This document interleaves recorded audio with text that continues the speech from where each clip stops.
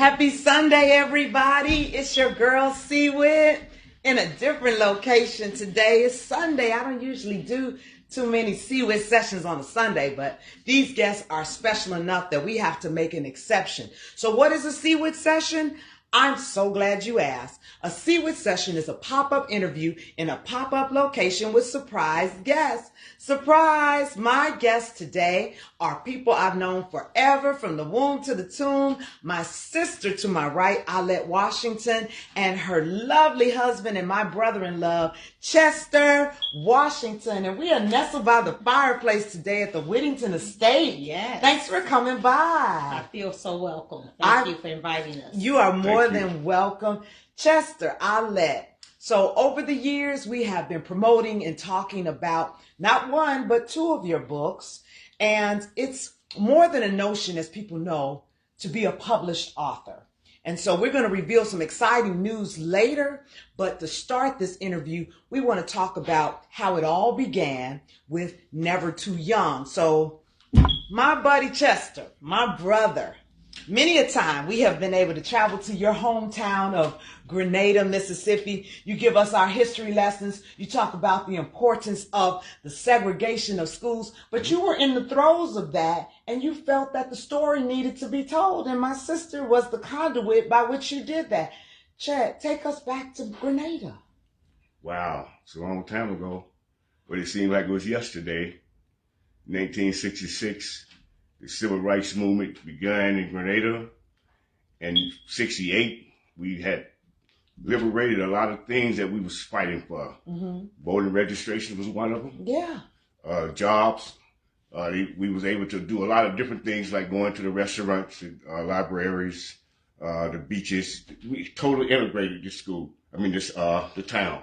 Mm-hmm. So now we find ourselves here 55 years later. 1955, the year I was born. Yeah. The year Emmett Till was killed.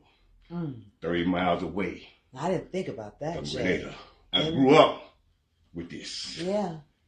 And here we are in an election season, and we're strangling and struggling to get people to vote. What does that make you feel like, Chet? I know that kind of angers you when people are like, I'm not going to vote. It doesn't matter. My vote doesn't matter. When people like you are marching with Dr. King, trying to get equality in education and just to be able to go to the same bathroom. My goodness. Okay, one reason my mom inspired me to write this book so we could tell the history. Uh-huh. Because you know the story. If you don't tell the history, you're doomed to repeat it. Amen. Okay? So here we are. Yeah. When I was a young fella coming up, 5, 6 years old, my siblings, older, my parents, they couldn't vote. Yeah. We fought to have the right to vote. Yeah. Here we are now. And it's like we're trying to get people to vote. It's like pulling teeth now. Yeah. But what we missed out at, sister, is the fact that we'll be back to where we were in 66 if we don't watch it. That's right. And right now, for some reason, this book is for right now. Yeah, yeah. It's telling the story right now. Yeah. That's why I was inspired to write the book. Yeah. I didn't just get up and say, I'm going to write this book. Yeah. I asked my wife for years to write the book, the book. And God we was spent controlling time this. as a remember? family, talking about it. And that's why I was excited about having this interview today, because not only will we talk about the book and the messages that it brings, but also inspiring that person who has that story burning in them to tell it and get it on pages and get it out there, which makes me turn to you, my dear sister, my English teacher, your husband's muse in which to get this done. Talk about the process when you do a book as told by, because you have the story. It's in your mind. It's in your heart, but you have to put it to pages. What was that like? It was tedious in a great way because it was a lot of reading his notes, a lot of him dictating to me, and then putting the history in order. Okay. And then to be able to feel what he was feeling as he would tell his story, just pushed me to bring that book to life. Now the title, Never Too Young. And if you're looking it up, go ahead over to Amazon while we're chatting and look up Never Too Young, Ollette and Chester Washington, and you can click and order. While you're watching this video, go ahead and multitask. How do we get that name, Never Too Young? What does that mean, Chad? Well, it means this. Okay, you know, before you're born, you're learning. In the womb. That's where you start all this thing. You got to be ready to come out the womb and keep doing what we're doing now, fighting for equality for everyone. And that's what this was about. I was doing this when I was very young. My mom nurtured us. Just like I say, this is my jailhouse picture on the book. And on your shirt? On my shirt. You went to jail, y'all. I was How the old youngest were you? one. I was 11 years old. Oh, wow. But I had 4 siblings in jail at the same time. I was the youngest. That's why Mom said, you write the book. Okay. She told me to write the book. That's why when I got ready to write the book, I went to my siblings and said, Mom said write the book. Okay. They said, okay. Go ahead, write the book. I feel like it's just a divine connection. Obviously, the two of you were made for each other. But how blessed is it that you have a wife who was able to manifest what your mother has asked you to do? Wow. That's the part. You know, from the beginning, you know, you try to find a mate similar, not necessarily similar, but you want to see your mother's characteristics in your wife, in your spouse, whatever. And I said, well, I got the right person. Now, can I get this rest of this thing to go? I've been doing this for like 14 years. Hey, let's write a book. But it was in her time and God's time, really. Yes. When this had to be done. Yeah. So finally she said, okay, I'm going to bring the story to life. Okay. Through all the plays in the different organizations. Yes. Through the, you know the organization. I know and I said, what about write a play for this? She said, no, I'm going to write a book. I said, what about a big book? She said, no, I'm going to write a book where it will live on. Yes. And that's what we created here. And that's the perfect segue, bro. Because my sister, by nature, and for years and years and years, is a teacher. You're an educator. So in addition to telling your husband's story, you also transformed it into a way that it could be used as a workbook with lessons that youth and adults can learn from. So talk about the format of the book. And again, we'll talk about how people can get it. Okay, as I looked at this jailhouse picture in real time, I would just get sad sometime. And once I asked Chet, what day, why did you get arrested? And he went on to tell me it was the day they were trying to integrate the schools. He said they were integrated, but they were being mistreated inside the school. So they were not only fighting to go to the school, but to get treated fairly inside of the school. Yeah. So I said, you know what? Well, since that's what the primary goal was for you to go to school during that era, let's put an educational lesson behind each chapter. I love it. And so get this. Me being your sister / publicist, we had to reach out to the schools, the universities to say, here's an opportunity not only for you to have this so relevant history lesson, but there's work behind it. And there are opportunities for you to bring real life situations into the exercises that are a part of the book. Talk about that, like the gardens and all that stuff, because it's right here on my coffee table. Okay.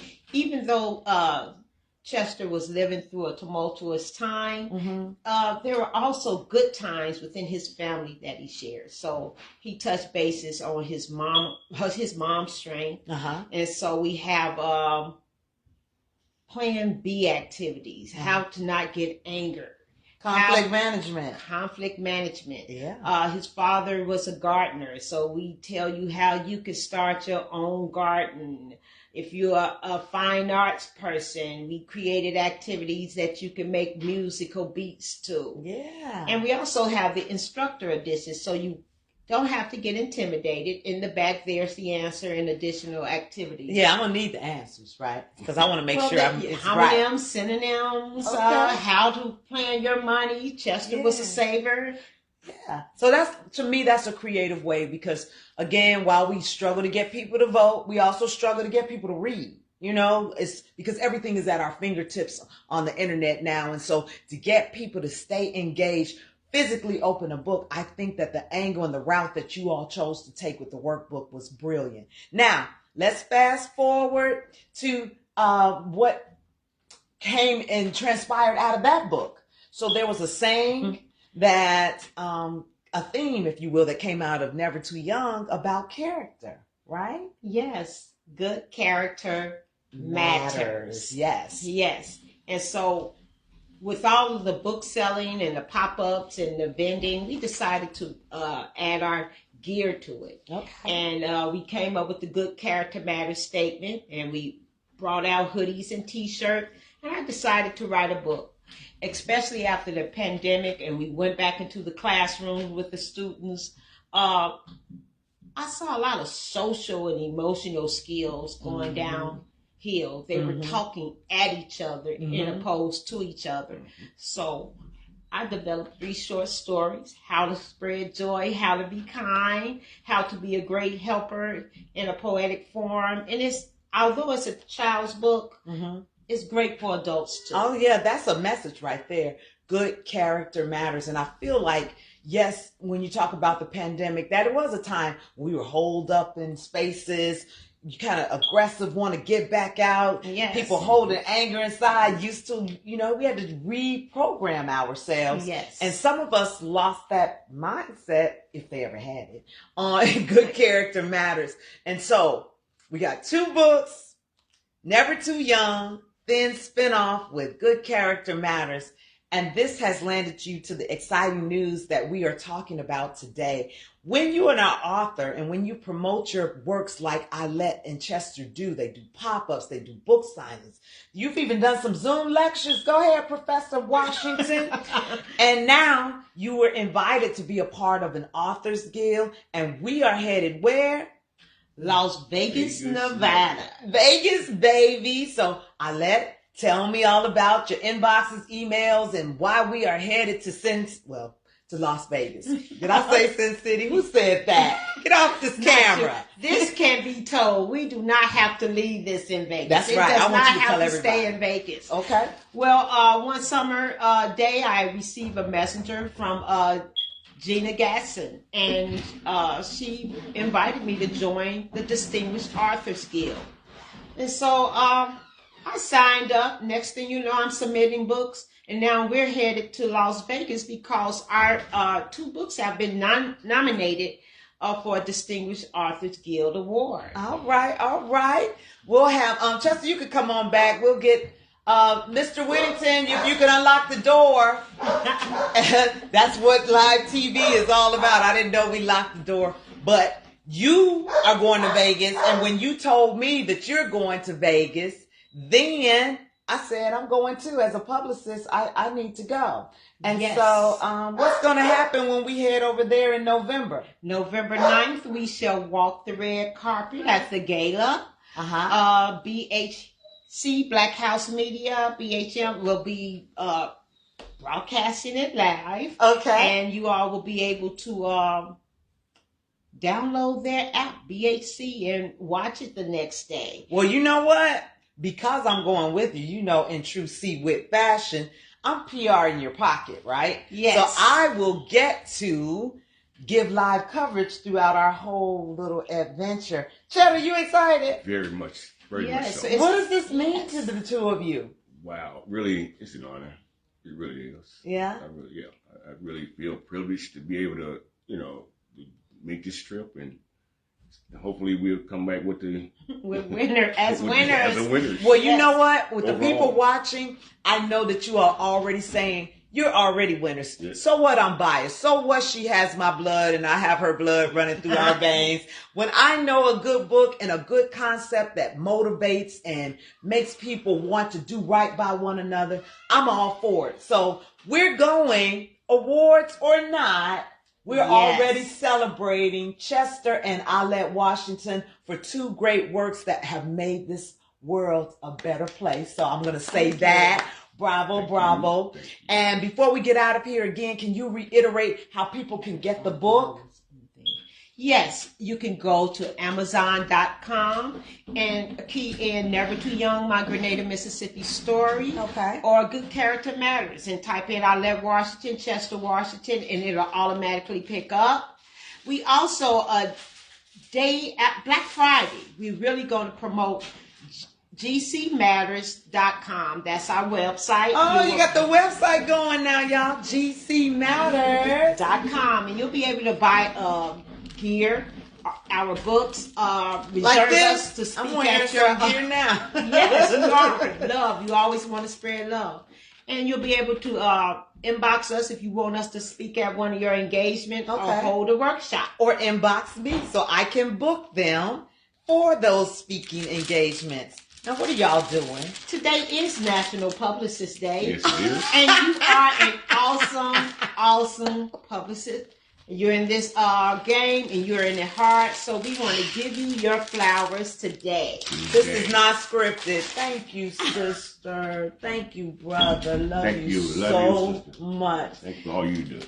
Y'all, I can't make this stuff up. All I can say is thank you for watching. And if there's someone who's watching who has that book in their mind, go ahead and do it. And later in November, watch for the announcement. Mrs. Ollette Washington will be teaching a course in WHITT University on how to get your book published. How apropos is that? Yes. That she will teach you to do what she and Chester have already done. And maybe one day they'll be headed to Vegas like us. Yes. With that, everybody, thank you so much for tuning in to a Sunday WHITT session.